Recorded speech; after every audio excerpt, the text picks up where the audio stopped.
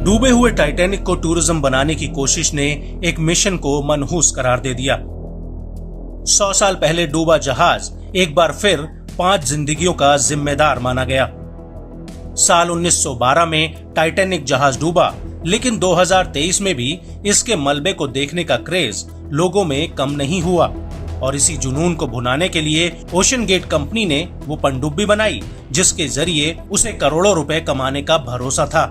लेकिन ये भरोसा टाइटन पनडुब्बी के साथ ही डूब गया। टाइटन सबमरीन के मिशन टाइटैनिक को लेकर बहुत पहले से सवाल खड़े थे, जिसके जवाब कंपनी नहीं देना चाहती थी। बड़ा सवाल ये था कि क्या टाइटन सबमरीन 4000 मीटर की गहराई में टिक पाएगी। जुलाई 2021 में सबमरीन को पानी में उतारा गया। पहली कोशिश बेकार रही और सबमरीन पानी की सतह पर आ गई। इसके बाद साल 2022 में फिर सबमरीन को पानी में उतारा गया, लेकिन इस बार प्रयास सफल रहा और किस्मत अच्छी रही कि यात्री सुरक्षित वापस लौट आए। लेकिन इस कामयाब कोशिश के बावजूद इस पनडुब्बी में सुरक्षा के लिहाज से कई खामियां थीं।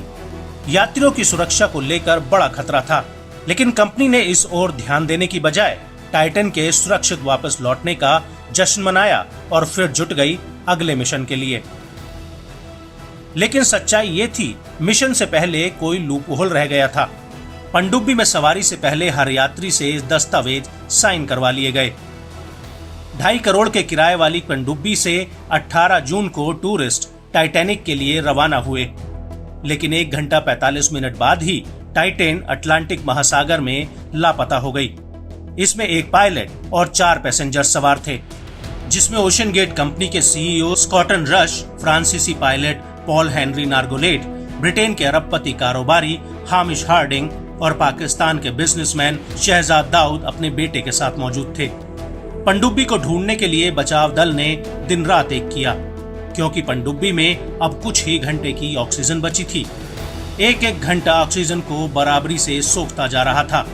दुनिया भर के जाने माने समुद्र खोजी टीमें लापता पनडुब्बी को ढूंढने में दिन रात जुटे हुए थे, लेकिन अचानक जब टाइटन का मलबा मिला तो सारी कहानी ही समाप्त हो गई।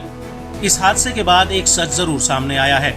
सवाल ये है कि पनडुब्बी में सुरक्षा में क्या चूक हुई जो 5 लोगों की जानें चली गईं। सबमरीन में सवार पर्यटकों की सुरक्षा के साथ समझौता क्यों किया गया?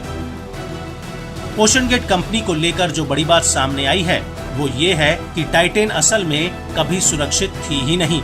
ये ठीक वैसी ही खतरनाक थी जैसे किसी को तैरना ना आता हो और उसे समुद्र में फेंक दिया जाए।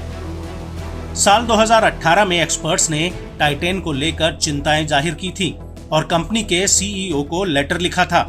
इसका सबसे बड़ा प्रमाण अमेरिकी कोर्ट के दस्तावेजों में है, जिसके मुताबिक ओशन गेट ने साल 2018 में उस पनडुब्बी विशेषज्ञ को नौकरी से निकाल दिया था जिसने पनडुब्बी की सुरक्षा को लेकर सवाल उठाए थे। स्कॉटलैंड के पनडुब्बी विशेषज्ञ डेविड लॉकरिज ने साल 2017 में ओशन गेट में नौकरी शुरू की। उन्होंने पनडुब्बी में खामियों को लेकर चेतावनी दी थी, जिसे साफ तौर पर कंपनी ने नजरअंदाज कर दिया।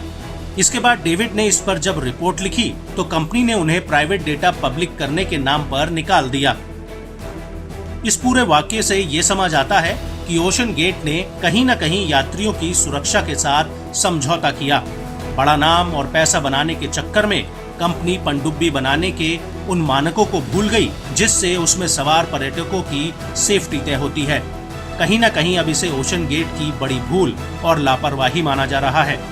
अब देखना ये होगा कि 5 लोगों की मौत की जिम्मेदार ओशन गेट कंपनी पर क्या एक्शन होता है।